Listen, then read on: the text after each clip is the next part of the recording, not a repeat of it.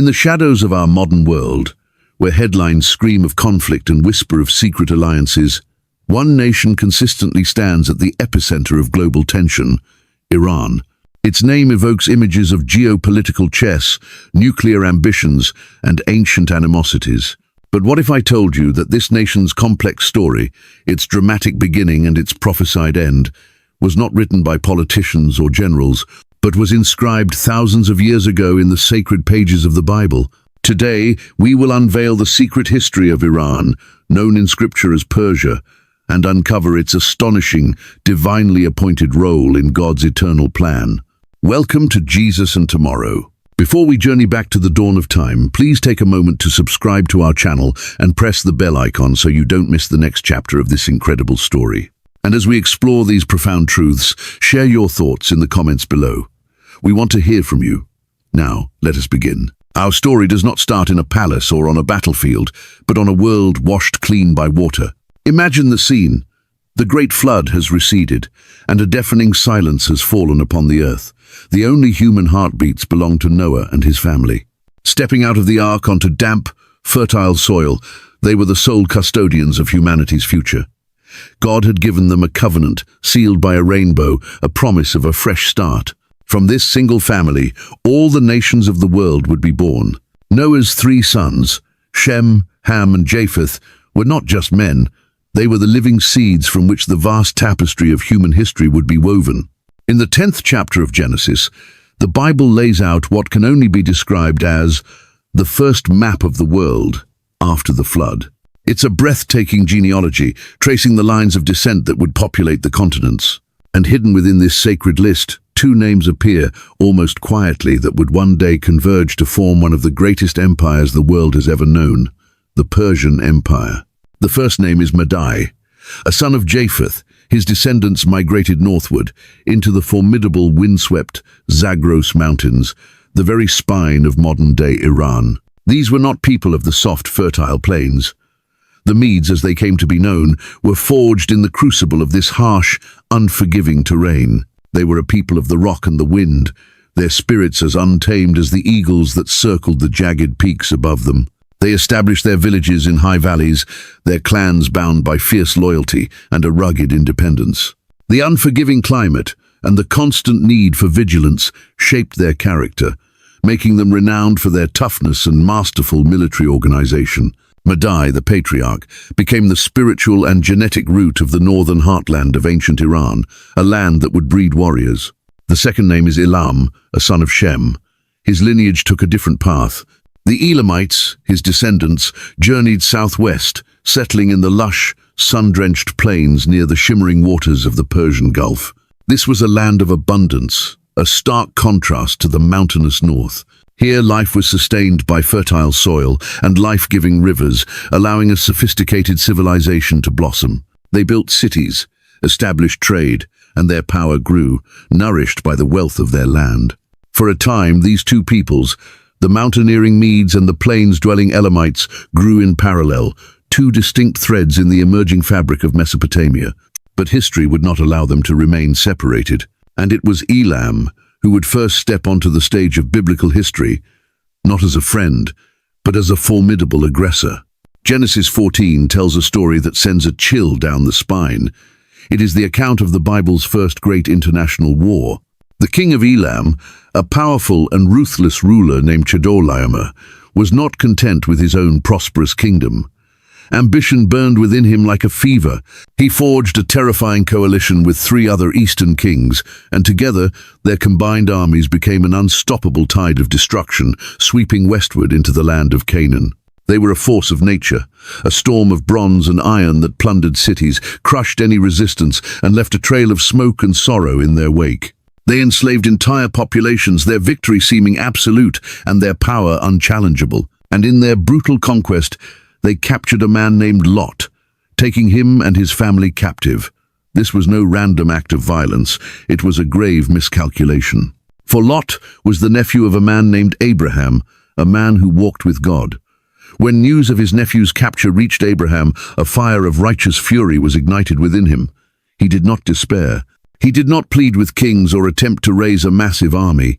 The scripture tells us that with only 318 of his own trained servants, a tiny, almost insignificant force, he set out in pursuit of a victorious four-kingdom army.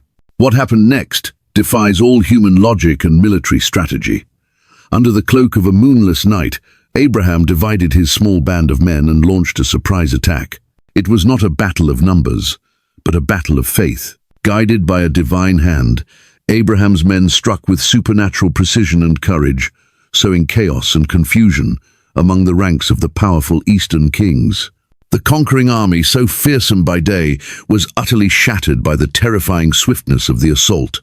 Abraham not only rescued Lot and his family, but freed all the other captives and reclaimed all the plundered goods. He humiliated the kings of the East, sending a powerful, earth-shaking message that would echo through the ages. No earthly power, no matter how mighty, can ultimately prevail against those who carry the favor of Almighty God. The bow of Elam for the first time had been broken, but the people of Elam did not vanish. The sting of this humiliating defeat lingered in their collective memory, and as the centuries rolled by, the tribes once humbled by Abraham grew again in number and in strength. The Elamites in the south and the Medes in the north continued to inhabit the vast ancient terrain of what would become Persia. One dwelled in the fertile cradle of civilization, the other hardened in the mountainous highlands. As great empires like the brutal Assyrians and the golden Babylonians rose and fell, casting their long dark shadows across the world, something was quietly taking form in the lands of Madai and Elam. Clans merged into tribes, tribes into kingdoms, and slowly, almost imperceptibly, the foundation of a new colossal power was being laid: the Persian Empire. Though these were pagan nations, worshipping gods of their own making, they were never outside the sovereign gaze of the God of Israel. In fact, he was already weaving them into his grand redemptive design. Through his prophets Isaiah and Jeremiah, God spoke two breathtaking prophecies concerning them, words that hung in the air like thunder waiting to break. The first, spoken through Isaiah, was a declaration of judgment. God revealed that he would raise up Elam and Media as his chosen instruments of wrath to punish the mighty empire of Babylon. Babylon, the golden kingdom, the hammer of the earth that had destroyed Jerusalem and burned God's holy temple to the ground, would not escape justice. God had already decided its fate and named its executioner: the United Peoples of Iran. Yet the second prophecy was even more astounding, a twist of grace that no one could have foreseen. God would not only use Persia as an instrument of punishment, but he would also wield it as an instrument of liberation. Through that same prophet, Isaiah, God announced that a pagan Persian king, a man not yet even born, would serve as his chosen agent, his anointed one, to free the captive people of Israel from their long, bitter exile. He would not only release them, but would issue the royal decree to rebuild the very temple that Babylon had so arrogantly destroyed. And in one of the most stunning moments of prophetic history, Isaiah called this king by name more than 150 years before his birth: Cyrus. The stage was set, the characters were in place. The unwritten history of Persia was already a finished story in the mind of God, waiting for time and human history to catch up. The words of the prophet Isaiah were not mere poetry. They were divine decrees, seeds of destiny planted in the soil of time, awaiting the perfect moment to sprout. As the centuries turned, the great empires of the world continued their brutal dance of conquest and collapse, oblivious to the fact that their fates had already been sealed. In the mountainous heartland of Iran, the first stirrings of Isaiah's prophecy began to shake the earth. The rugged tribes of Madai and the ancient peoples of Elam, once scattered and independent, started to feel an inexorable pull towards unity. This was not the work of man, but the invisible hand of God, gathering the pieces for the empire he was building. In the 8th century BC, a leader of extraordinary vision emerged from among the Medes. His name was Deioces. He saw not just warring tribes, but the potential for a unified nation. With wisdom and political skill, he brought the proud mountaineers of Media and the settled clans of Elam under a single banner, forging the first true Iranian imperial state. On the strategic plains, he founded a capital worthy of their newfound power: the magnificent city of Ecbatana, its walls gleaming under the eastern sun. The first piece of the prophecy had fallen into place. Decades later, his grandson, a man named Cyaxares, inherited this burgeoning kingdom. But where Deioces was a unifier, Cyaxares was a conqueror. He was a military genius who saw the potential in his people's hardened spirit. He reformed the army, transforming rugged mountain clans into a disciplined, unstoppable war machine. His eyes were fixed on a single hated target, the city of Nineveh, the blood-soaked capital of the Assyrian Empire. For centuries, Assyria had been the terror of the ancient world, a merciless power that had brutalized Israel and reveled in cruelty. Their fall was long overdue. Cyaxares led his Median army, now a formidable force, against Nineveh. The seemingly impregnable city, the very symbol of Assyrian dominance, fell with a mighty crash that was heard across the nations. The prophecy was beginning to unfold with terrifying precision. God was raising up Persia from within, first as his instrument of judgment. Yet even as this new power was rising in the east, God was preparing his messenger in the most unlikely of places, the dark, gilded heart of Babylon itself. The first to see the full scope of Persia's destiny was not a king or a general, but a young Hebrew captive, a teenager named Daniel. His story began in tragedy. The Babylonian army, led by the formidable King Nebuchadnezzar, had swept into Jerusalem like a flood of destruction. The city walls, which had stood for generations, were breached and torn down. The glorious Temple of Solomon, the place where the very presence of God had dwelled, was ransacked, its sacred treasures looted, and then set ablaze. A cloud of smoke and despair hung over the holy city as thousands of its people, the best and brightest of Judah, were bound in chains and marched away into slavery, their homeland a smoldering ruin behind them. Daniel was among them. Ripped from his home and family, he was brought to the glittering, corrupt court of Babylon, the epicenter of world power. He was surrounded by opulence, by pagan rituals, by a culture designed to erase his identity and break his spirit. But there, in the deepest darkness, a divine light shone within him. Daniel made a solemn vow to himself and to his God. He would not be defiled. He would remain pure, a vessel set apart for a holy purpose. And because of this unwavering faithfulness, God bestowed upon him a gift granted to no other captive, a gift more precious than any Babylonian treasure, the gift of visions. These were not mere dreams, but clear, divine revelations that would pull back the curtain on the future, revealing the course of all human history. It all began with the king himself. One night, King Nebuchadnezzar was violently shaken from his sleep, his heart pounding in his chest. He had seen something in a dream, a vision so terrifying and majestic that it left him paralyzed with fear. Yet when he awoke, the details were gone, leaving only a lingering sense of dread and a gaping void in his memory. He summoned all the wise men of Babylon, the magicians, the enchanters, the astrologers, the Chaldeans, and made an impossible demand. He did not want an interpretation of his dream. He demanded that they first tell him what the dream was, and then interpret it. Panic swept through the court. The wise men were aghast. No king, however great and powerful, has ever asked such a thing, they stammered. They could interpret a dream, but to reveal the dream itself was a power that belonged only to the gods. Furious, the king declared that they were all frauds and ordered their execution.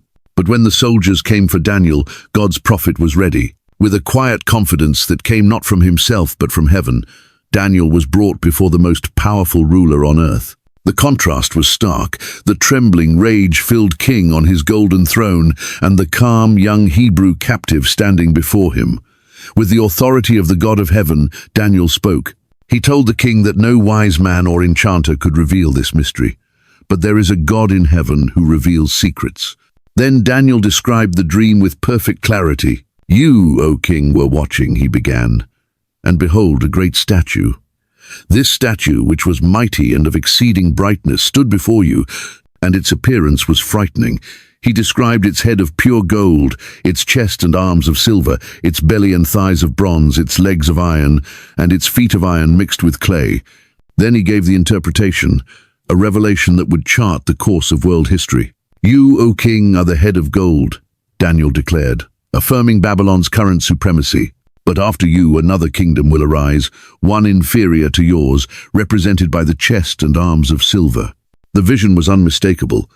That figure of silver was not just one nation, but two forces bound together into a single body, the Medes and the Persians. The two arms of the statue, united yet unequal. For Daniel's vision hinted that one arm, the Persian arm, would eventually rise to become stronger and take control of the entire empire. The prophecy was clear, spoken in the very heart of the Babylonian palace. Babylon would fall. The throne would pass to a new empire, an empire chosen and prepared by God himself. Far from his devastated homeland, young Daniel watched and prayed, knowing he had just seen the divine blueprint. The prophecies of Isaiah spoken in Judah and the visions of Daniel revealed in Babylon were now converging into a single, unstoppable stream of history. The king God had foretold long ago was about to step out of the highlands of Persia and onto the world stage. His name was Cyrus.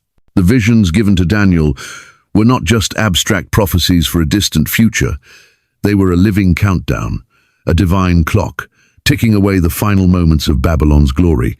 While Daniel served faithfully in the king's court, a new power was coalescing in the eastern highlands, just as the vision of silver had foretold. A young Persian prince named Cyrus rose to prominence. He was a man of extraordinary charisma and unparalleled military genius, a figure who seemed to have stepped directly out of the pages of Isaiah's prophecy. He first conquered the Medes, but instead of crushing them, he unified their kingdom with his own, creating the mighty Medo-Persian Empire. The two silver arms of the statue were now joined. With this new, immense power at his command, Cyrus began a relentless campaign of expansion, his empire growing steadily, absorbing nation after nation. Finally, he turned his gaze toward the ultimate prize, the golden, decadent, and seemingly invincible city of Babylon. The prophesied day of reckoning arrived not with the thunder of a conventional siege, but with the arrogant laughter of a foolish king. Inside the massive walls of Babylon, King Belshazzar, the grandson of Nebuchadnezzar, felt utterly secure. The city's fortifications were legendary, its storehouses were full, and the Euphrates River flowed through its center, providing an endless supply of water. Convinced of his own invincibility, Belshazzar decided to throw a lavish banquet for 1,000 of his nobles. It was a scene of unparalleled decadence. Wine flowed freely, music filled the air, and the great hall of the palace echoed with drunken revelry. In the midst of this frenzy, fueled by wine and pride, Belshazzar committed an unforgivable act of sacrilege. He remembered the sacred golden and silver vessels that his grandfather, Nebuchadnezzar, had plundered from the temple in Jerusalem.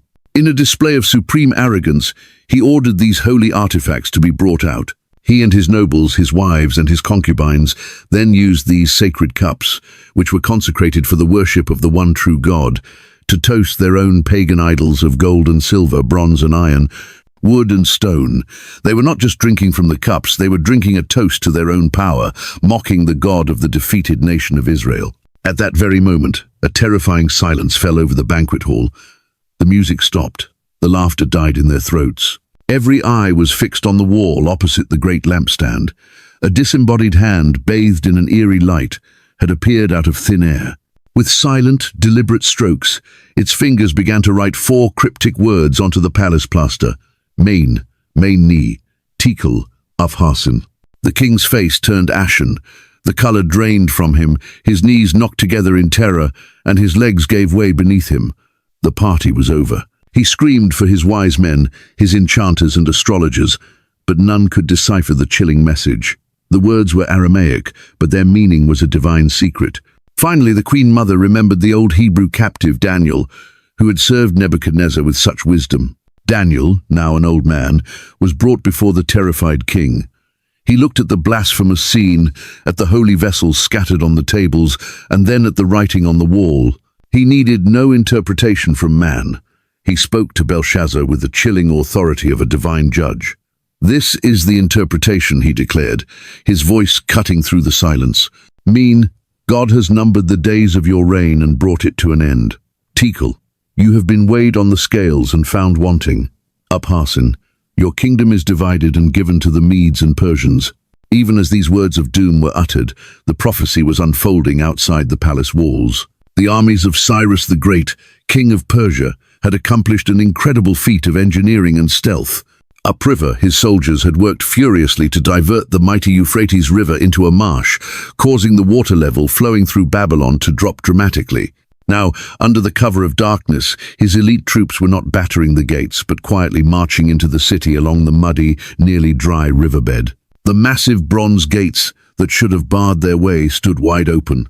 In their drunken arrogance, the Babylonians had failed to secure them. It was as if God himself had thrown them open for his chosen instrument. That very night, as Daniel's words still echoed in the palace, Persian soldiers stormed the great hall. King Belshazzar was slain, and the golden kingdom of Babylon fell without a single major battle. The prophecy was fulfilled. For the Jewish exiles who had wept by the rivers of Babylon for 70 long years, this was a moment of impossible joy. Their captors had been overthrown overnight, and then came the miracle they had scarcely dared to dream of. The new ruler, the pagan king Cyrus of Persia, issued a decree that stunned the world. He declared that the captive Jews were free to return to their homeland, Jerusalem. But Cyrus did more than simply permit their return. In an act of unprecedented generosity, he financed the entire expedition, decreed that the Temple of God should be rebuilt at the expense of the royal treasury, and sent the Jewish leaders back with his full royal support and protection. He returned the 5,400 sacred gold and silver vessels that Nebuchadnezzar had stolen. Men like Zerubbabel, a descendant of King David's royal line, and Joshua the high priest were empowered to lead their people home. They would lay the first foundations of the new temple, finally restoring the place where God's name dwelled. In this incredible turn of events, Persia, a gentile nation, became the one empire not to destroy Israel, but to rebuild it, to restore its hope, and to act as its divine protector. But God had more to show his prophet Daniel. In the years that followed, as the Persian Empire solidified its power, God unveiled another, even more frightening vision about its destiny. In a vision recorded in Daniel chapter 7, the prophet saw 4 monstrous beasts rising from the chaotic waters of the sea. The second beast was the one that caught his attention. It looked like a massive, ferocious bear. It was raised up on one side, and it had 3 ribs clutched between its teeth. A voice thundered from heaven, commanding it, "Get up and eat your fill of flesh." Daniel understood. The bear symbolized the mighty empire destined to follow Babylon, Media, and Persia. The detail that the beast was raised up on one side was a chillingly accurate prophecy that Persia, the stronger partner, would ultimately dominate Media. And the 3 ribs in its mouth? They represented the 3 greatest conquests that would define the empire's relentless expansion: the powerful kingdom of Lydia in Asia Minor, the great city of Babylon itself, and the ancient land of Egypt. Each would be devoured, one after another, in Persia's insatiable march to power. The vision was a blueprint of conquest, a prophecy of the bear's bloody feast that would soon become historical fact. The vision of the ravenous bear was a prophecy unfolding in real time. Daniel watched in awe as the Medo-Persian Empire, under the leadership of Cyrus and his successors, fulfilled its terrifying destiny. After conquering the wealthy kingdom of Lydia in Asia Minor and the mighty city of Babylon, Persia's appetite for expansion was far from satisfied. The third rib, the ancient and powerful land of Egypt, was now in its sights. Under Cambyses II, the son and successor of Cyrus, the vast Persian armies marched across the blistering sands of the Sinai Desert. They met the forces of the Egyptian pharaoh Psamtik III at the Battle of Pelusium. The battle was a decisive, crushing victory for the Persians. Egypt, the land that had once enslaved Israel for 400 years, now fell before the might of the Persian Empire.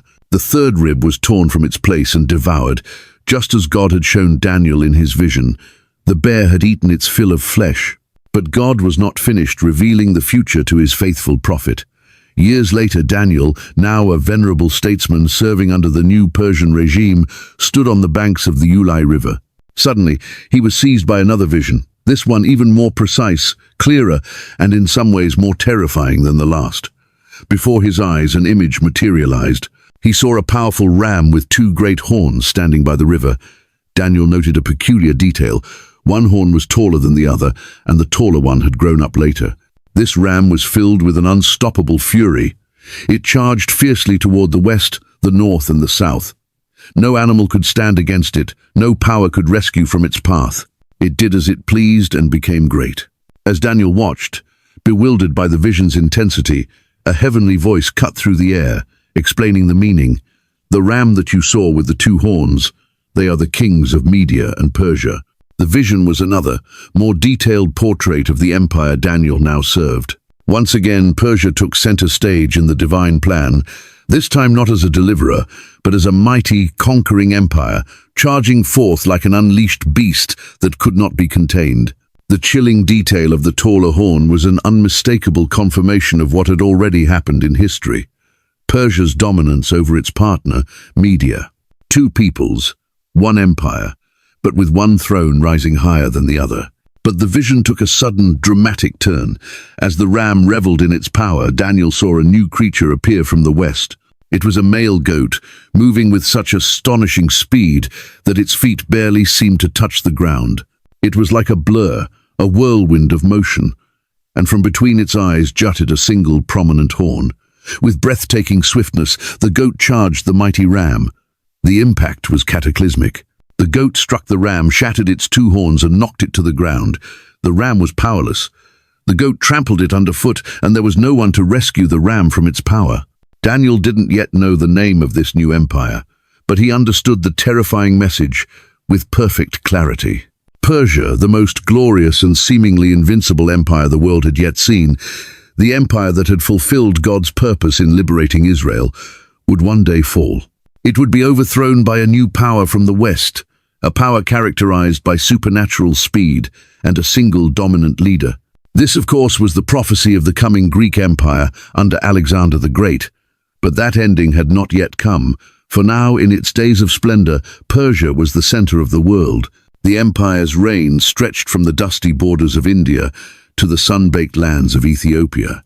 And in the days of King Ahasuerus, also known as Xerxes, the throne of this colossal empire was established in the majestic, walled city of Susa, deep in the heart of what was once the land of Elam, now the southwestern part of modern Iran.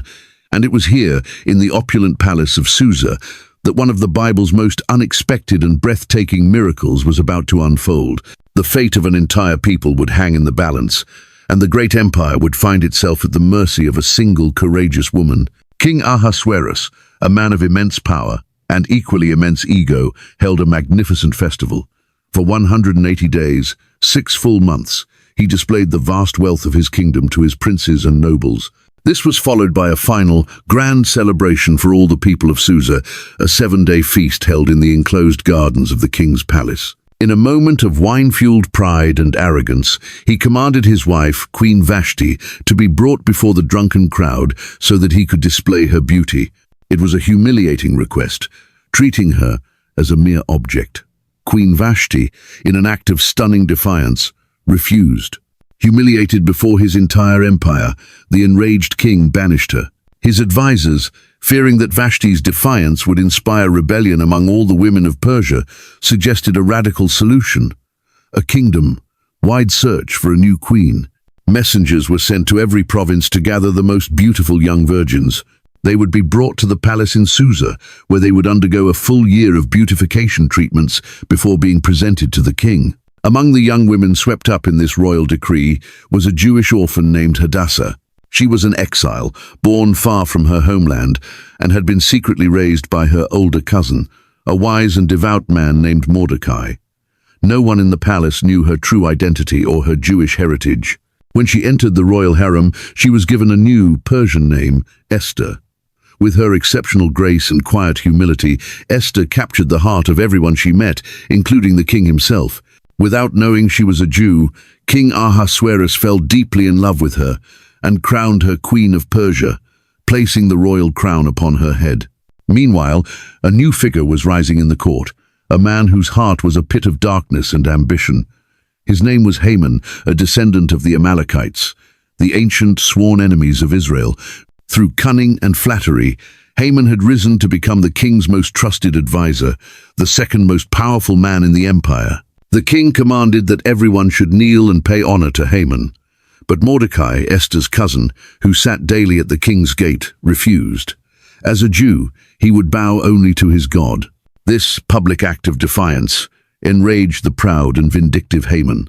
But punishing just one man was not enough to satisfy his venomous hatred. His personal vendetta quickly spiraled into a monstrous plot for genocide. Haman went to the king, his words dripping with poison and deceit. He warned of a certain strange nation scattered throughout the empire, a people whose laws were different from all others and who did not obey the king's decrees. He persuaded the king that it was not in the empire's interest to tolerate them. With calculated lies, he convinced King Ahasuerus to sign a deadly decree, sealing it with the royal signet ring, making it irrevocable under Persian law. The decree was sent to every province. On a single day, the 13th day of the 12th month, every Jewish man, woman and child in the Persian Empire was to be destroyed, killed and annihilated. The plunder of their property was offered as a reward. A wave of terror and chaos swept through the Jewish communities. Mordecai, tearing his clothes and covering himself in sackcloth and ashes, sent a desperate message to Esther, urging her to act. But Esther was trapped. To approach the king uninvited was a capital offense, a crime punishable by immediate death, unless the king chose to show mercy by extending his golden scepter. The fate of her people rested on her shoulders, but to save them meant risking her own life. The battle for the soul of Persia was about to begin. The weight of an entire nation pressed down on Esther. The desperate plea from her cousin Mordecai echoed in her soul. Do not think that because you are in the king's house you alone of all the Jews will escape. For if you remain silent at this time, relief and deliverance for the Jews will arise from another place, but you and your father's family will perish. And who knows but that you have come to your royal position for such a time as this? The words were a double-edged sword, a warning, and an anointing. Her royal position was not an accident of fate, it was an act of divine providence. She was God's chosen agent, placed in the heart of the empire for this very moment. After 3 days of fasting and prayer, a period of agonizing reflection and spiritual fortification, Esther made her decision. A holy resolve settled over her. She would face the king, even if it meant her death. I will go to the king, even though it is against the law, she declared to Mordecai. And if I perish, I perish. Dressed in her finest royal robes, she left her chambers and walked with quiet dignity towards the inner court of the king's palace. She stood in the doorway, visible to the king as he sat upon his royal throne. Every guard, every servant held their breath. This was the moment of truth. Would the king's pride or his love prevail? As King Ahasuerus looked up, his eyes fell upon Esther, and in that critical moment God granted her favor in his sight. A softness came over the king's face. He was not filled with rage, but with concern. He extended the golden scepter that was in his hand toward her. Esther approached and touched the tip of the scepter, her life spared. But Esther knew this was not the time for a hasty accusation. The king's heart was softened, but Haman's influence was still strong. Timing was everything. She had to dismantle Haman's power with surgical precision.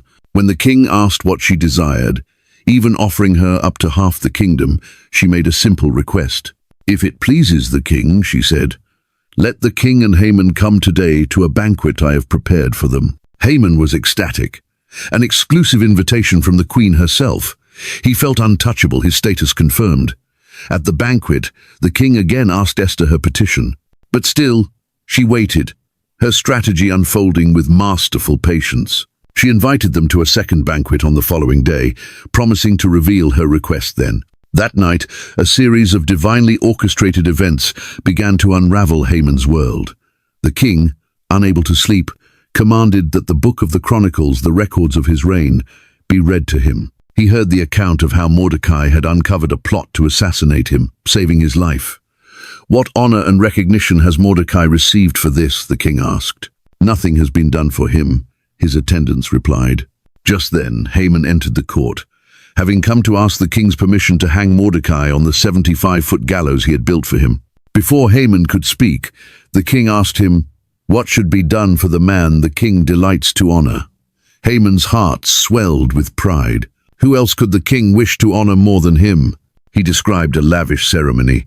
The man should be dressed in the king's royal robes, placed on the king's own horse, and led through the city streets by one of the king's most noble princes, proclaiming, this is what is done for the man the king delights to honor. Go at once, the king commanded. Get the robe and the horse and do just as you have suggested for Mordecai the Jew, who sits at the king's gate. The words struck Haman like a physical blow. Humiliated and horrified, he was forced to lead his mortal enemy in a parade of honor. The stage was now perfectly set for the final act. At the second banquet, with only the three of them present, the king once more asked Esther for her request. This time she unleashed the truth like a sharpened blade. Her voice trembled, not with fear but with righteous passion.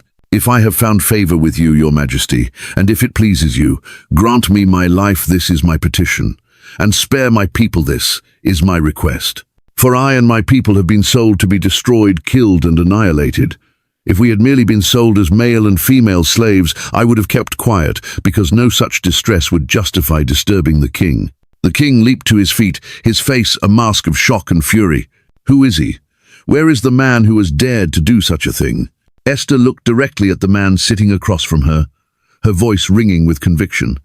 The adversary and enemy is this vile Haman. The king's face burned with rage. He stormed out into the palace garden to collect his thoughts.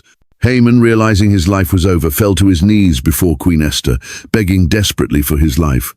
When the king returned, he saw Haman fallen on the couch where Esther was reclining. It was the final straw. "Will he even molest the queen while she is with me in the house?" the king roared. It was over. On the very gallows that Haman had built for Mordecai, he himself was hanged. Yet the danger had not passed. The evil edict, sealed with the king's ring, was still intact, and under Persian law, it could not be overturned. So Esther and Mordecai brought forward an even bolder plan. The king signed a new decree written by Mordecai and sealed with the royal ring.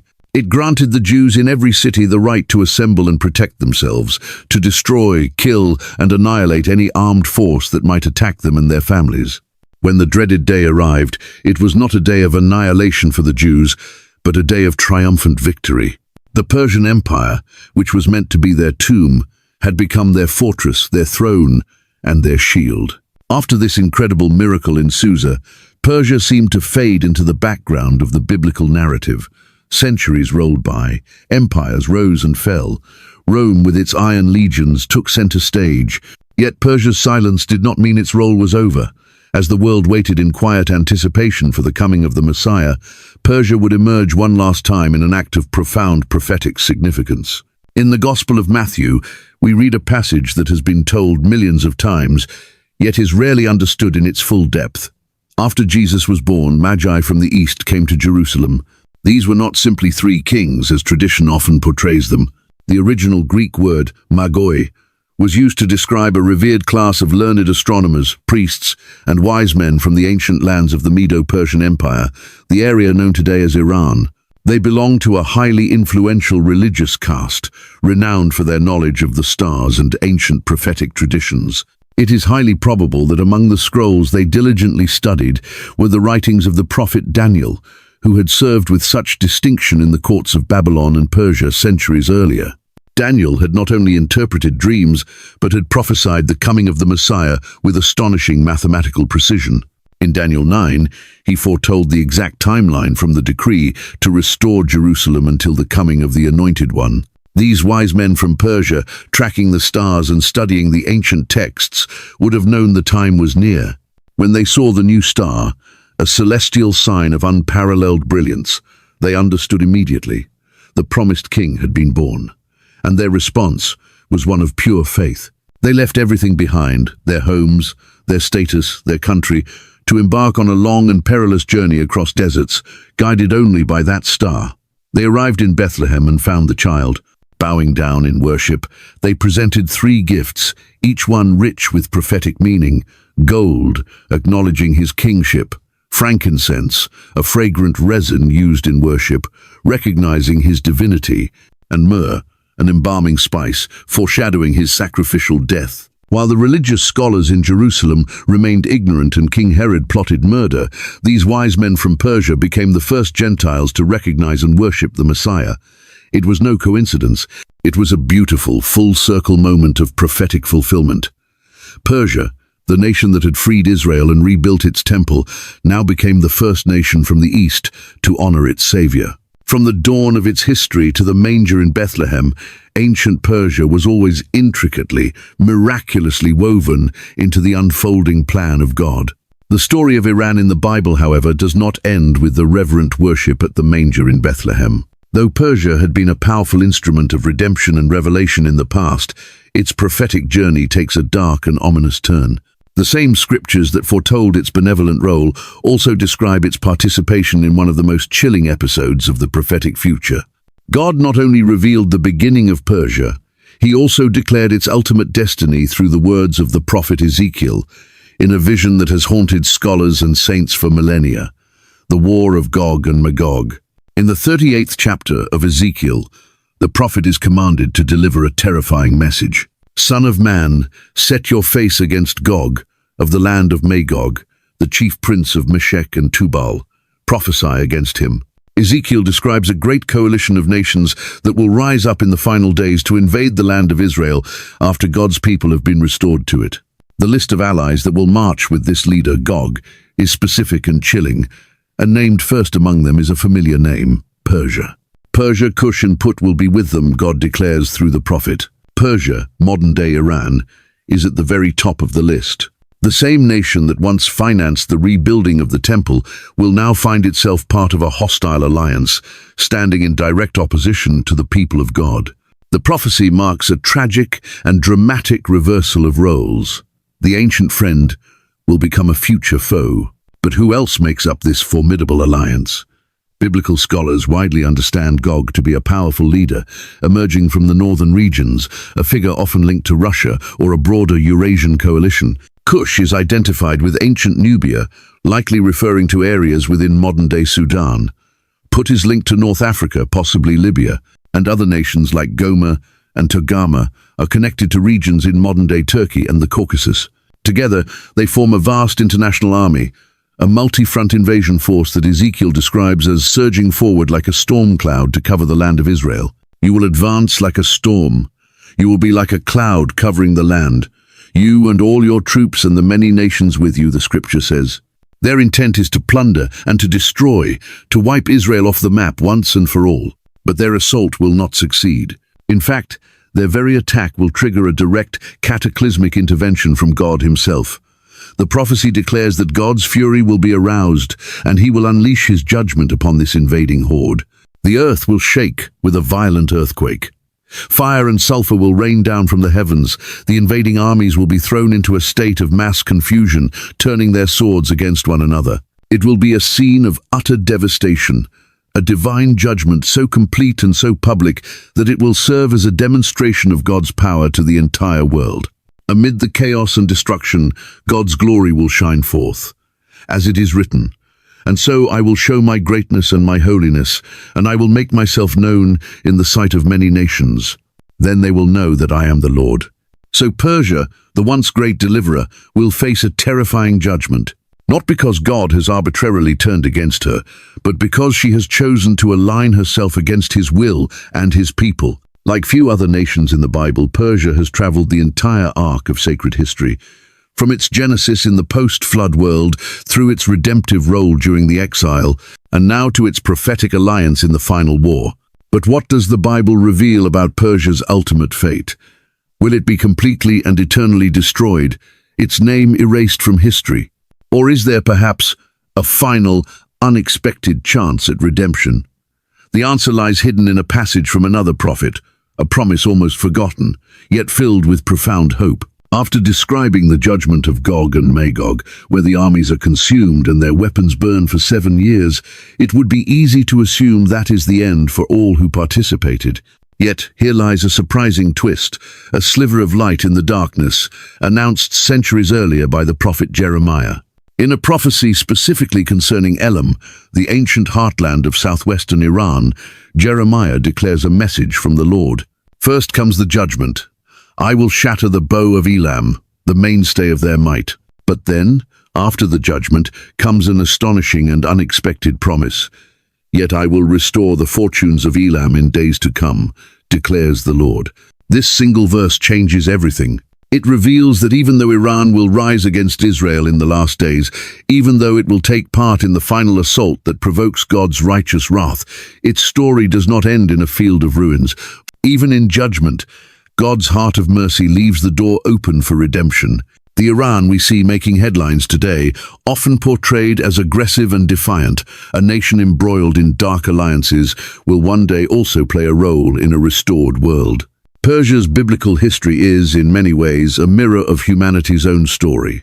created, fallen, redeemed, judged, and ultimately offered restoration by grace. That is why Iran's ultimate destiny in the Bible serves as both a solemn warning to any empire that would defy God and a profound promise to those who choose the path of repentance. For it is written that in the final days, after the great battles are over, the surviving nations will journey to Jerusalem, not for war, but for worship. Zechariah prophesies that everyone who is left of all the nations that came against Jerusalem shall go up year after year to worship the King, the Lord of hosts, and to celebrate the Feast of Tabernacles. Perhaps among those nations will stand the restored people of Elam. Perhaps Iran, once a redeemer, then a foe, and then a judged nation, will itself witness the glory of the King it once honored at his birth. For even now, in the heart of God, there remains room for those who turn back to him. From the earliest pages of Genesis to the sweeping visions of Revelation, Persia has always been there, woven into the divine narrative. As humanity rose from the floodwaters, God named Elam and Madai, quietly planting the seeds for an empire not yet born. When Babylon fell, Persia became an instrument of redemption. When the Messiah was born, wise men from Persia were the first among the nations to acknowledge him. And as the end of days approaches, Persia will again take center stage, this time on the darker side of prophecy. Yet even then, the book is not fully closed. Scripture does not seal the door forever. If Persia, the nation of Iran, turns its face toward God, its story will not end in ashes, but in glorious restoration. And so, after hearing this incredible journey through time, I ask you, do you believe we are witnessing the fulfillment of Iran's prophetic role today? We are living in times when ancient prophecies feel more alive than ever. Where do you think we stand in this epic story? Leave your thoughts in the comments below. And if you want us to continue exploring how current events connect with biblical prophecy, give this video a thumbs up and share it. It lets us know we should continue uncovering the incredible truths unfolding right before our eyes. And if you're ready to dive even deeper, click on the video you see on your screen right now, Daniel's 7 Keys for Identifying the Antichrist. In these times, understanding is more essential than ever. Blessings.